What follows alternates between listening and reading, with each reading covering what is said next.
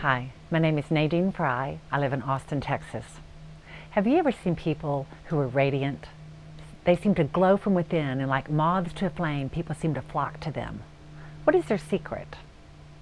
They know how to work with the energy of light, and this powerful healing energy allows them to create a sacred relationship with mind, body, and soul. And everyone who is around them benefits from this positive healing energy as well. And this light also keeps darkness and negativity at bay. I know this now, but I didn't always remember this.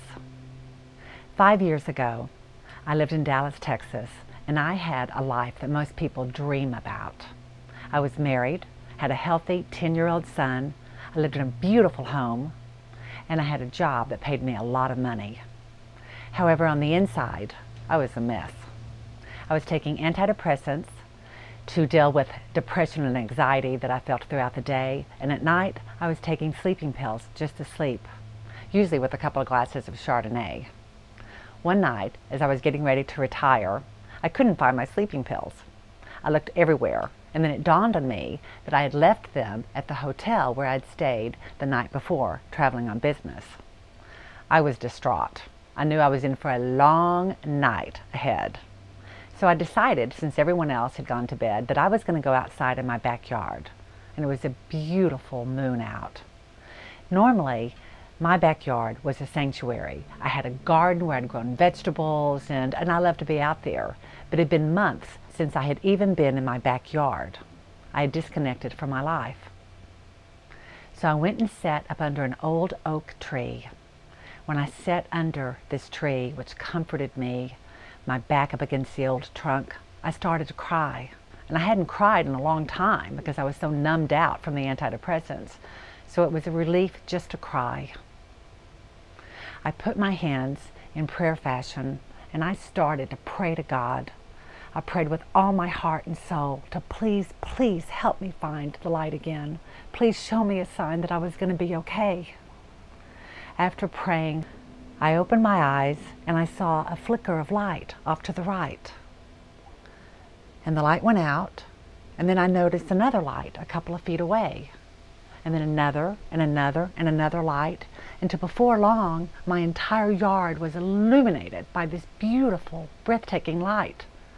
And I realized that they were fireflies. And I hadn't seen fireflies in a long time, and it reminded me of when I was a little girl growing up on a farm in East Texas. My brother and I used to wait until twilight in the summer, and as soon as the fireflies would appear, we would take off with excitement and joy and chase those fireflies. When we would catch one, we would hold it and open it up and look at it, and then we would release it. Because my grandmother, who was Cherokee, said, "You can catch a firefly and you can observe its light, but then you must release it out so that others can see the light as well." That night, I was rescued by fireflies, little beacons of light, messengers, I believe, sent to me by God. I knew that the reason I had been so unhappy for so long and was self-medicating was because I had forgotten that childlike joy, that inner light that we all have. Fireflies are energy source beings of light, and so are we. Somehow, though, I had forgotten that, and I had been behaving like a firefly caught in a jar of my own creation. I was bound and determined that I was going to find that light again, and I was going to cherish that light and never forget it. I wrote down a list of what I needed to do to find that inspiration and joy again, and 3 words were what I wrote down: protect, nurture, and shine. I knew that I needed to protect that light within me with everything that I had and not take it for granted. I knew that I needed to nurture that light within me so that it would heal. I needed to feed and care for it. And then I could let that light shine for others to see. I was going to start making a positive difference in my life again. I was going to start living with joy.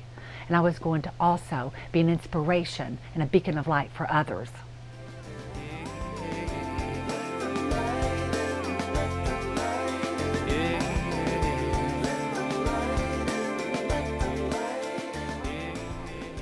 Today, I live by these 3 simple steps to enlightenment.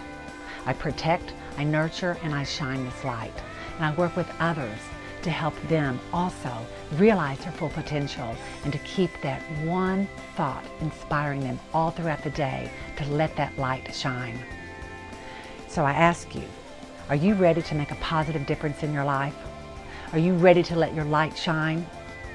I hope so, because you know why? We need a lot more light workers.